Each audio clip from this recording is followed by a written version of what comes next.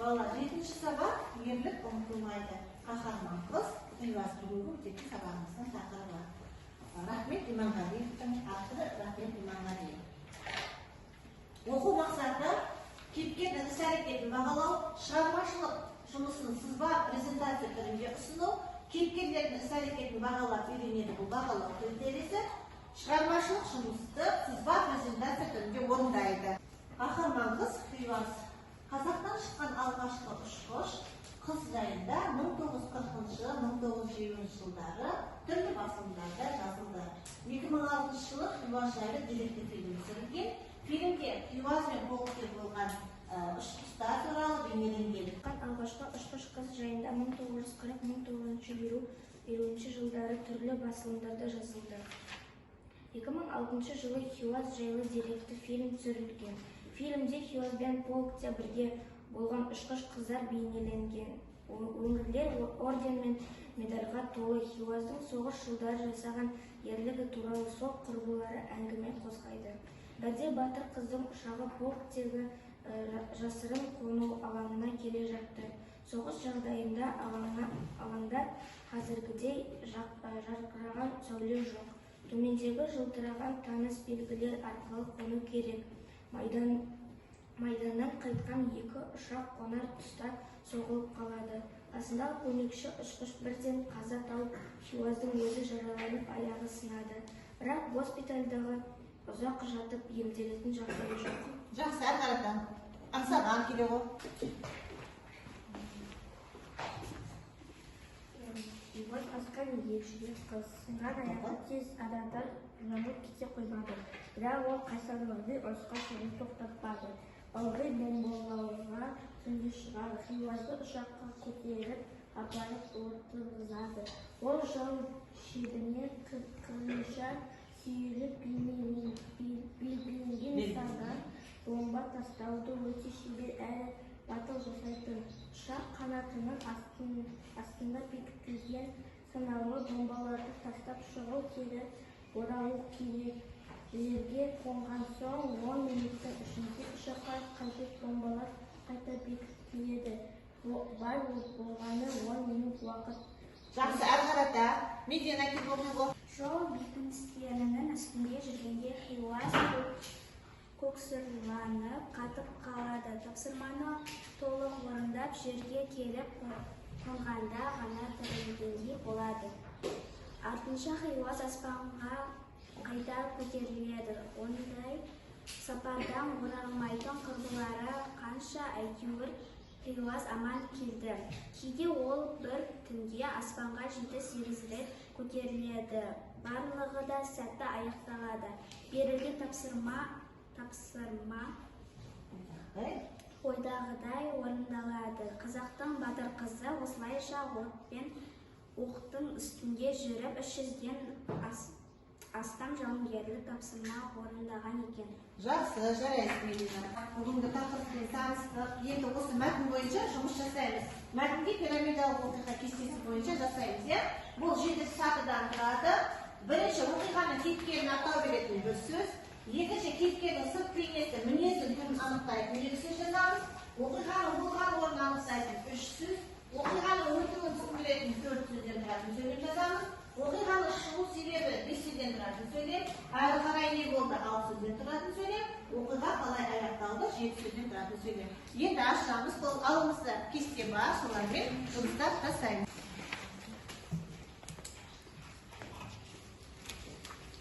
Кестені толтырамыз.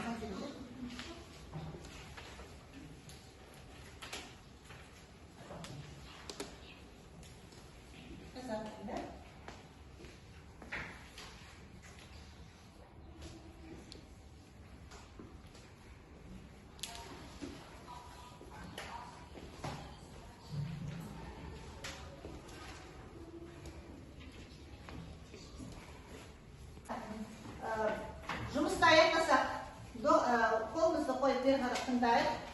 Бірінші топтан тапсырмалардан кім айтып оқиын деп отыр? Burada біз оқиғы тапсырмаларды. Оқиға кейіпкерінің атауын беретін бір сөз. Хиуаз. Кейіпкердің сырт бейнесін, мінезін, түрін анықтайтын 2 сөз. Батыр, өжет. Оқиғаның болған орнын анықтайтын 3 сөз. Соғыс кезі әуеде. Оқиғаның ұлтуын түсіндіретін 4 сөз. Ұшақ апатқа ұшырап қалады. Оқиғаның шығу себебі 5 сөзден тұратын сөйлем. Хиуаздың өзі жараланып, аяғы сынады. Әрі қарай не болды 6 сөзден тұратын сөйлем. Бірақ ол қайсарлығымен ұрысқа шығуын қоймайды. Оқиға қалай аяқталады 7 сөзден тұратын сөйлем. Жауды талқандау кезінде барлығы да сәтті аяқталады. Балалар, бұлтарымыз барлығы толық жазды ма? Жарайсың бұлтарымыз, рахмет. Енді келесі тапсырмаға көшеміз. Келесі тапсырма бұл талқылау кестесі топта. Мәтіннің атын жасамыз, тақырыбы, бас кейіпкерге мінездеме береміз, автордың ойы және сенің түйінің туралы осы алдымыздағы кесте бойынша бір-біріне тобы жұмыс жасайды. Кәне жасай қойыңдар. Жазамыз. Мына кестені толтырамыз.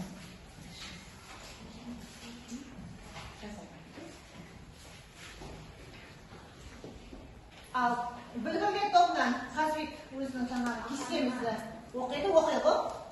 Мәтіннің аты қаһарман қыз Хиуаз, тақырыбы ерлік ұмытылмайды, бас кейіпкерге мінездеме Хиуаз ел, ержүрек батыр қайсар. Автордың ойы отан үшін жанын қиған қазақ қызының ерлігі, сенің түйінің отанды қорғау, батыр болу. Жарайсың Қазбек, Қазбек барлық тапсырманында толық орындап шыққан екен. Жақсы. Енді балалар, сонымен бүгінгі сабағымызда бізде қаһарман қыз Хиуаз жайында өттік. Ал қорытындылау мақсатында Хиуаз шайқасқан кезінде өзін қалай ұстады деп білесіңдер балалар? Кім айтады? Тығып айтады бұл.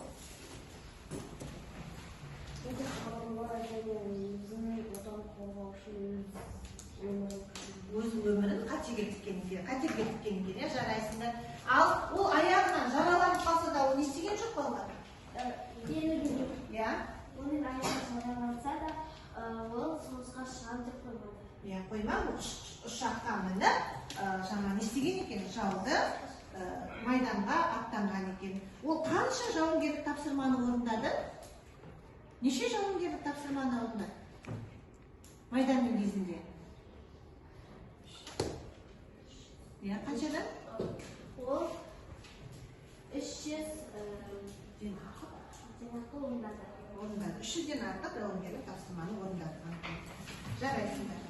Мансұр бағыт тапсырмаларды жақсы орындаған. Балалар, бірақ тек қана автордың ойы кезінде кішкене ғана жаңағы өз ойын еркін жеткізе алмай қалды.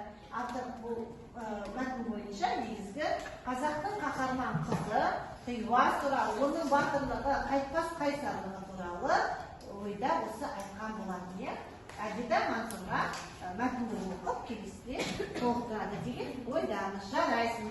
Енді бүгінгі сабағымызды түсінді, мәтінмен жұмыс жасалды.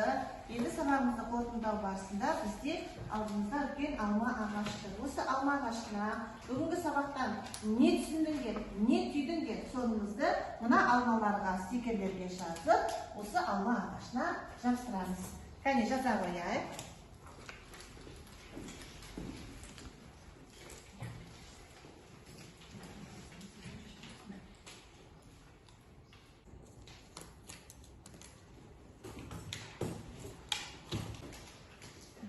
Келесі кет жастыра беріңдер.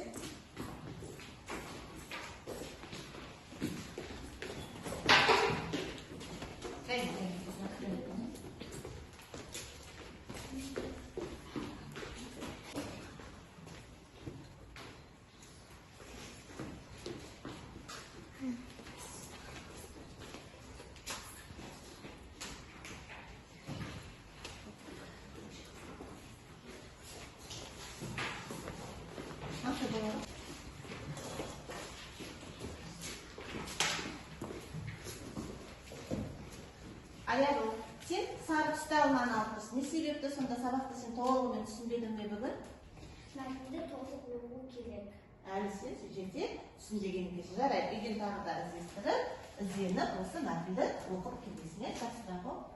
Сонымен балалар, енді бәрінің манағы бастапқы оқу мақсатымызға келіп оралайық. Бүгін біздер кейіпкерлердің іс-әрекетіне баға бердік пе? Бағаладық. Және шығармашылық жұмысты бізде сызбалар, презентациялар түрінде өткізген екенбіз. Бүгін сабақ толығымен мақсатына жетті. Сабақ аяқталды.